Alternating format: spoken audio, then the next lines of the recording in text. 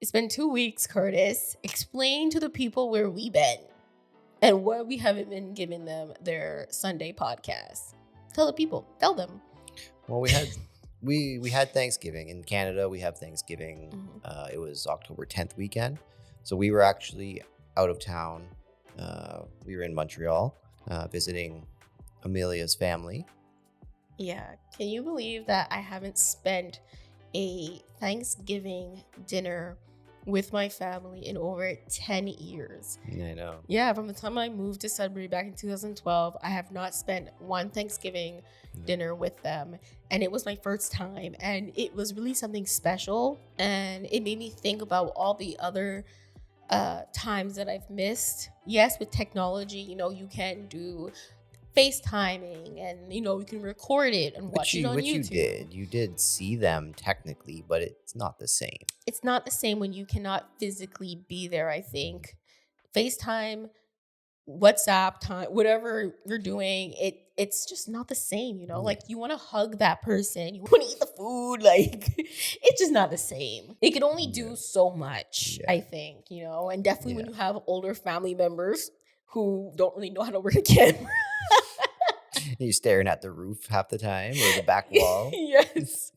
Oh my gosh. Yes. That's basically what I was looking at for the last 10 years. It's probably the roof. The fine details in my ceiling. Yeah. But the drive there was actually very nice.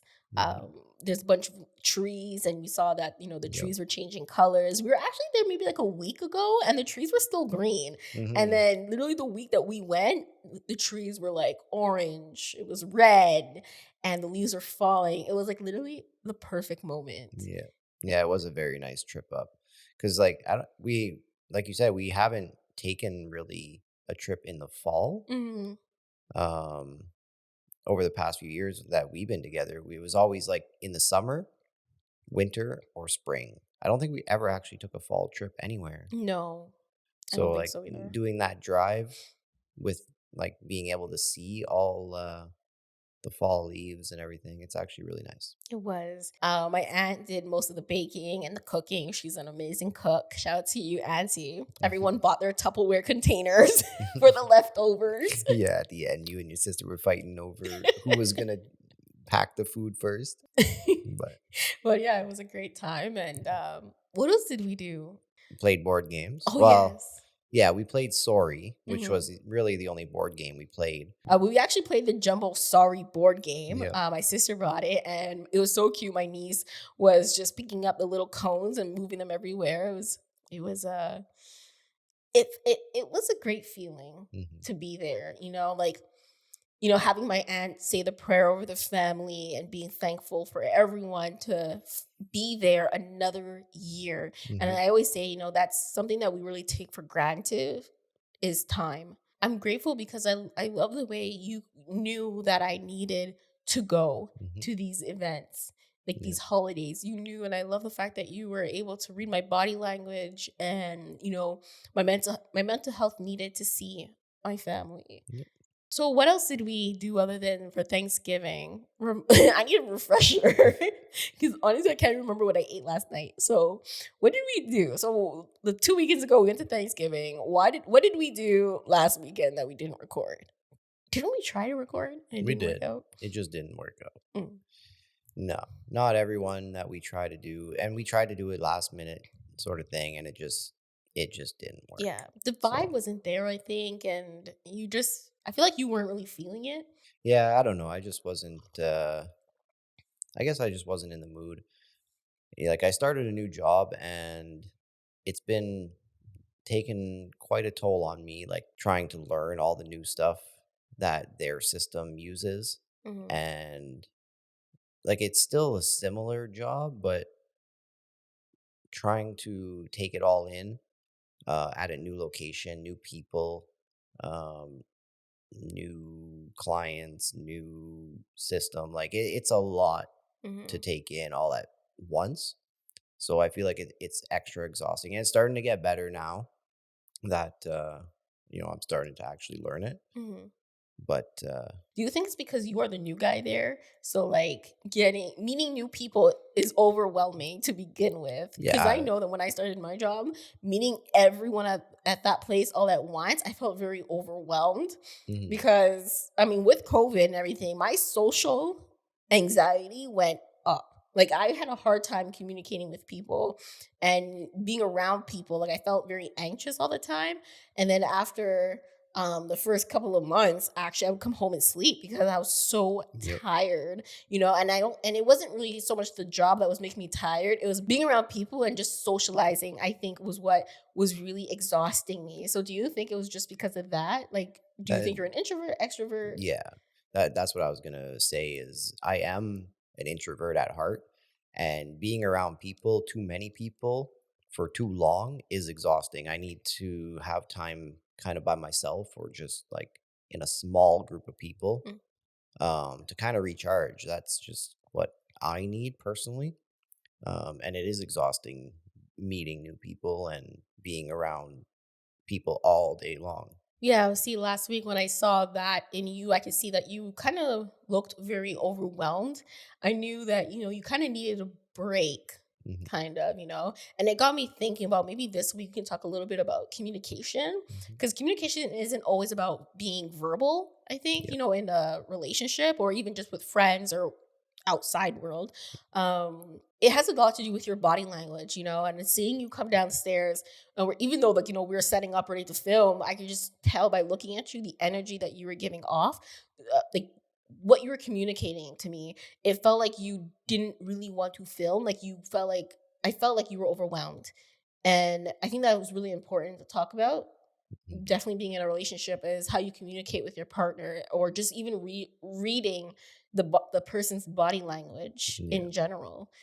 Yeah, like you gotta like obviously you might not get that at first Hmm. and it'll come over time how you see how they react to how they're feeling. Like are they happy? Are they sad? Do they need time alone? Do they need someone to talk to?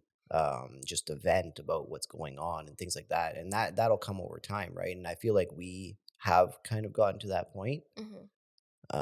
where we do kind of pick up on each other's vibes and understand how we're both feeling without us even having to say it. Last week, actually, we briefly talked about, your trading Mhm. experience. The lack of communication, during that time period of our relationship was very detrimental on our relationship, because, you were kind of blocking me out, ignoring Mhm. me, and just spending basically, all your waking periods of time on your computer, and I didn't understand why until you said something. So if you missed our last episode, here's a sneak peek of what you missed. I remember, like, wanting to go see a movie, or wanting to just, sit on the couch, talk, or just watch a movie on the couch, and then you'd be there on your computer just zoned into it, completely blanking me out, not paying attention to me when I'm talking to you, or wanting to help me do certain things, go anywhere. I remember you just wanted to sit there and trade. So I noticed that, we've been pretty good at picking up when we're happy or when we're sad, or like you said, when we need time apart. Mhm. How do you think, like, we kind of just picked up on those cues without me actually telling you? Because I feel like at the start of this relationship, I'd be giving you the silent treatment sometimes. You were. Sometimes when I was angry, I just mute you out. And I don't do that anymore, because I remember one time you told me how you felt. You're like, I actually don't like when you give me the silent treatment. I think it's disrespectful and I don't like that. And I remember when you told me that, when you actually confronted me, I actually felt kind of taken back, because, like, I don't know, giving the silent treatment to my sisters. We've been doing that all our lives, right? But I kind of knew how you felt, because I don't like when people do it to me. So I Yeah. kind of questioned, like, why am I doing that to you? You know what I mean? Yeah. So I think how you communicated that to me, I kind of really needed it to be blunted and being honest, Yeah. because now I feel like I don't do that anymore. No. No, you don't. And that is a big thing is to tell the other person like how you feel and what you want and what you don't want and what you need, like sometimes they really don't know and it needs to be spoken. Mhm. Like you need to tell them because sometimes like people don't even realize what they're doing is actually hurting you or They've done it so often yeah, that they don't really pay attention anymore. yeah, it's just what they've been doing. It's just Mhm. natural to them, and they don't know that it's affecting the other person. So to actually communicate that, it goes a long way. See, the silent treatment, I I feel like it kind of has a little bit of a bad name to it, and it also depends how you're doing it. Like if you can verbalize, hey, like I just need some time. Just give me some time. We're all good, but just, because Mhm. sometimes you do need time alone just to calm down, to reflect on what's going on, right? Mhm. And sometimes it's not even like something that's going on in the relationship. It was just a small thing, but it's something that's going on in your life as a whole Mhm. that you ended up taking it out on the other person, right? So Yeah. having a little bit of time to sit back and reflect and be like, did they really upset me that much? Mhm. See, but sometimes it's like you said. Sometimes it's what's going on in your own life. For example, they always say, "Don't bring your personal life to work, Yeah. and don't bring your work life home." Right? But sometimes it's like I need to vent about boo boo the fool, about what happened or whatever, Yeah. so outside of our home, Yeah. and sorry, I love that term, boo boo the fool. But it's true. Like sometimes you just need to vent to a person, Yeah. and I don't really like to do that all the time just because I feel like I'm also bringing that other person who I'm venting to down. Yeah. Or like sometimes I won't even vent to. Sometimes I'll vent to my mother or I'll vent to a friend. And that's another thing that's important to have as well as like a listening ear, but Yeah. also not taking what they're saying personally. I feel like when you be careful who you vent to, because I feel like that's a big important part about communication. You have to be careful who you vent to because some people are very grateful that you have problems because they have their own Mhm. problems going on in their life, right? Yeah, So and they're hearing your problems kind of makes them feel like, oh shit, my life isn't as bad as yeah. we think it is. So I feel like you have to be careful with who you're communicating with and what you're saying and how your body language is being perceived as well, not just in a relationship but also with friends, or with a colleague or whatever. I think it's important. It could lead to a bigger situation than what it should be. It's interesting because you've noticed that I will be like very uptight and walking around. Like there'll be times where you're like, "What's wrong?" I'm like, "Nothing." Amelia, what's wrong? And I'll tell you. Yeah. It's like it's interesting just to see how you can read my body language and just my face expressions in general a lot of the time. Yep. Um, and it's interesting too how like it doesn't even have to be with your other partner. There's like your colleagues or strangers. You see them walking down the street and you could tell that someone looks pissed off. And a couple of times I've asked people like, are you okay?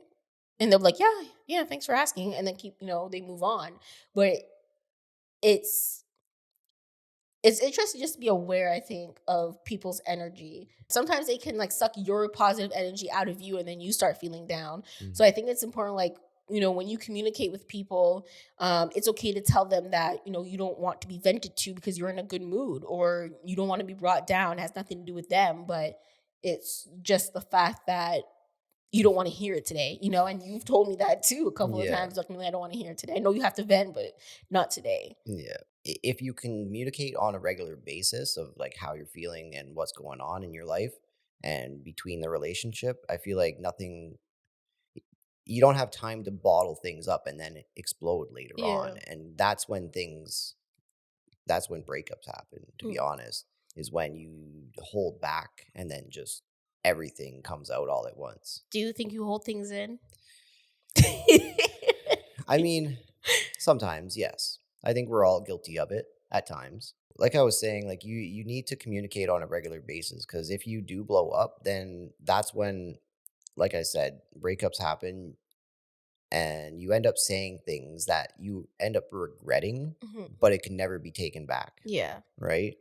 And once it's said, that person you said it to, they're not gonna forget it as much as they try or they say, "Yeah, whatever, I forgive you." It's still gonna be in the back of their mind, like, Mhm. it was said, and it is what it is, it's out the bottle, like, Yeah. right? So, if you can communicate regularly and get out the little things as they come, those big blow ups aren't going to really happen. So, do you believe in like the first impression is everything, or do you believe in like second impression, third impressions? Because there's times where I've met people, their whole vibe has been off, and I'm like, yeah, I don't know if I like this person. And when I meet them a second time, it's like I'm kind of like have my guard up, like Hmm. trying to feel them out. But then maybe I end up liking them later on, or I'm just like, I still don't know if I like you. So, do you think, like, do you believe in first impressions matter? I feel like first impressions do matter, and it will set the tone for the relationship Mhm. at the start. But if you're the type of person that's just going to go off that and not give them a second chance, I feel like you're doing them and yourself a disservice because, like, maybe they were just having a bad day that first day you met them, Mhm. right? You don't know what was going on in their life, and they had just a vibe to them that you didn't like. But then if you give them another chance, then next day they'll be in a good mood, and you'll be like, oh wow, this person's actually kind of chill, Mhm. you know. So I feel like, yeah, you do have to give other people more than that first impression. That first impression, yes, you can be cautious kind of going forward, but don't end it at that. But see, what about businesses? Because when you're doing an interview and you don't have that much time and you got to almost sell yourself on Mhm. that. So, how do you feel about that? Like your first body language, the boss that you're supposed to be working for, and things like that. I feel like, yeah, like interviews are definitely difficult for a lot of people, I know it's difficult for me. and like it's you do have to kind of go off that first impression because let's say you do have multiple interviews and you have different offers for different jobs and you have to decide which one you're going to go with, right? You need to kind of go off those first impressions and be like, who do I think would be the best to work for? Mhm. Um, the other employees, when I walked in, how did they look at me? How did they respond to me coming in? Will they accept me? You know, little things like Do they that. look tired? Yeah. Do they look completely exhausted and just, Unhappy? yeah, unhappy? Yeah, exactly. Like you got to pick up on all those things when you're going into a new position because that's where you're planning to be for however long, right? So, Yeah. no, that is true though. Are they unhappy? Do they look like they're just miserable being there? Like, Mhm. you'll probably end up the same way. Yeah. So, yeah, definitely try pick up on those things when you're going into interviews. That's some good advice right there. So, from a friend point of view, how do you think we communicate our needs and wants from a person? Because I Uh, feel like friendship is a whole podcast on its own, which I mhm, think we should talk about too. Because definitely growing up and being in your 30s, everyone has their own life, But like, how do you think you should communicate even with like your coworkers on creating boundaries and things and communicating that with them? You communicate like, okay, this is kind of like what I need in a friend. But then like I feel like if you're asking for certain things like your wants and needs, I just feel like you better be able to reciprocate that when it comes down to, let's say, them needing a listening ear. Are you the type of person who's just want to blah blah blah blah blah? But when it comes to time, when it comes down to them mhm, wanting to blah blah blah in your ear, like, are you willing to give that same listening energy back to yeah. them? If it's mutual and you're both able to vent to each other about basically the same things or Mhm. similar things, or you have similar interests and you talk about those things, then it is mutual. Then you know you can trust that person with what you say, Mhm. right? Because they've told you things. But if they're just listening to you and they're not giving anything back, they may potentially end up using that against you, or they may be that person, like we said at the start, that's trying to use you to lift them up, Yeah. right? They're listening to all your downs to try Basically bring them up. comparing your life to their life. Yeah. So Yeah. I feel like the work environment is very, very different. Mhm. Um, and you got to be careful with what you say for sure. Yes. Do you guys believe that you can be friends with your coworkers? I'm curious about that one. Or do you think you can only be friends with them after you leave because now there's nothing jeopardizing or making it awkward at work? you know, and how do you communicate that with a coworker?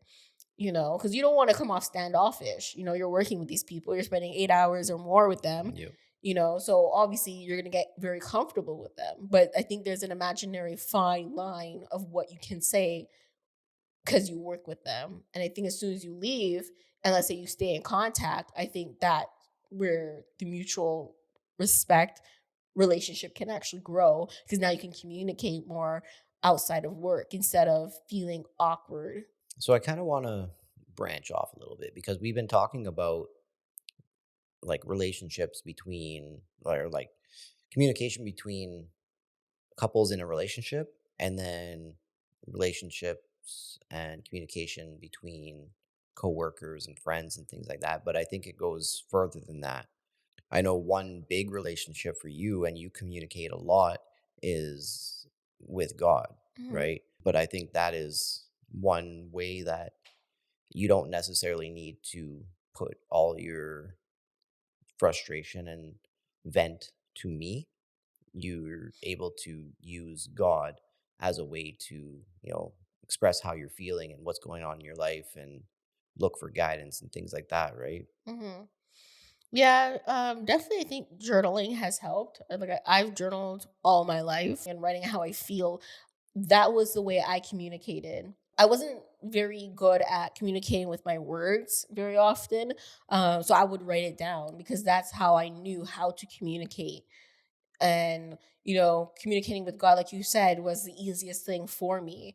I didn't really know how to express my feelings. I'll leave notes here and there around my house, just saying like little quotes or Little writing, affirmations. yeah, little affirmations around the house with sticky notes, because I think that's something I need every day. Mm, You know, and that's, like I said, that's how I communicate, you know, and you see that, and I appreciate that you see that, hmm you know. Or when I see you being very upset about something, the first thing I'll say to you is maybe you should pray about it.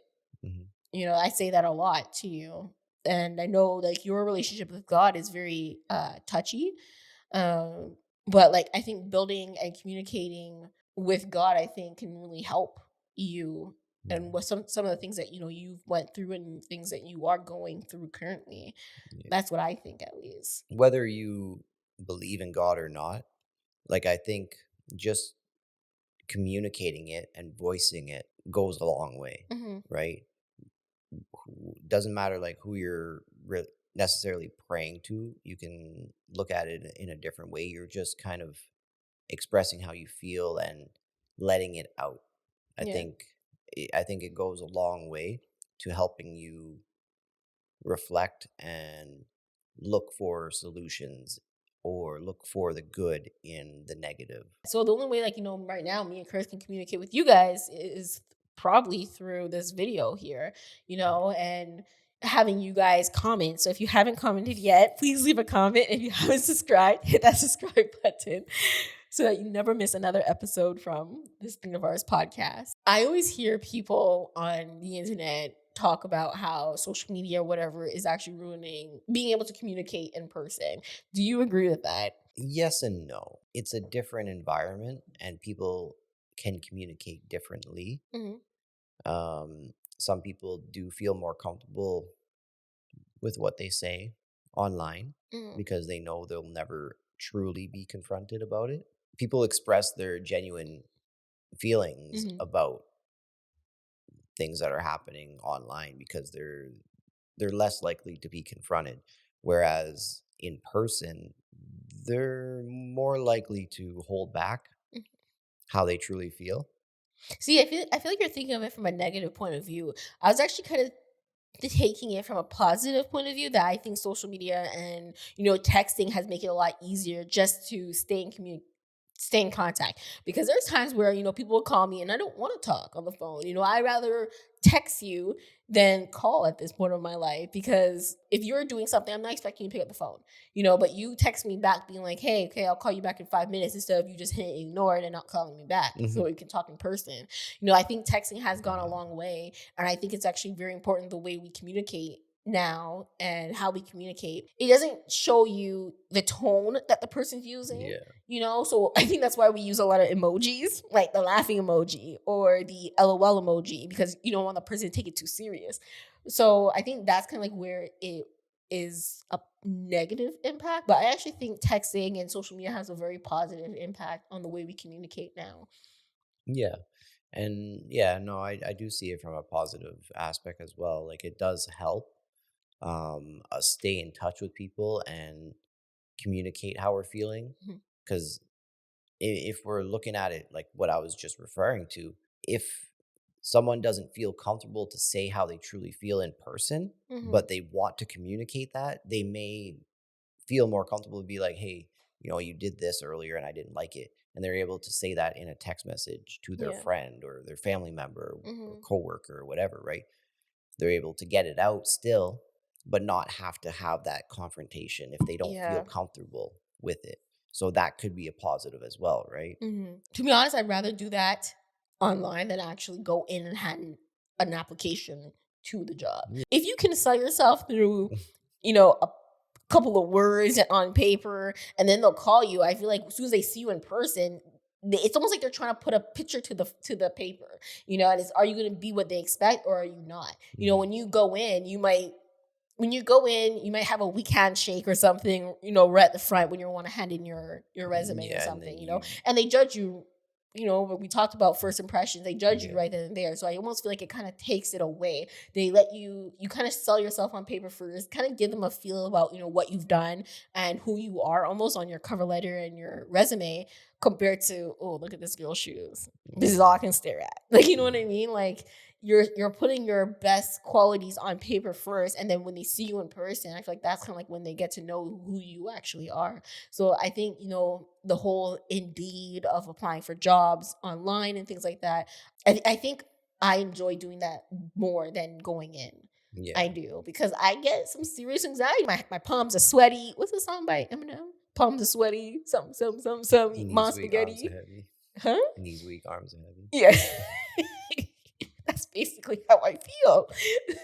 Like you said, that first impression, you walk through that door, and a lot of time you don't get to hand it in to the person that you're going to be sitting down with. You Yeah. hand it into a receptionist.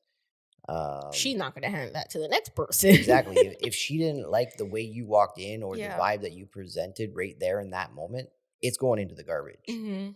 You know what I mean? So, like, at least if you're able to send it online, you've had time to show your actual true potential of like what you've done, and you're able to get past that first impression Mhm. where they can actually look at your qualities.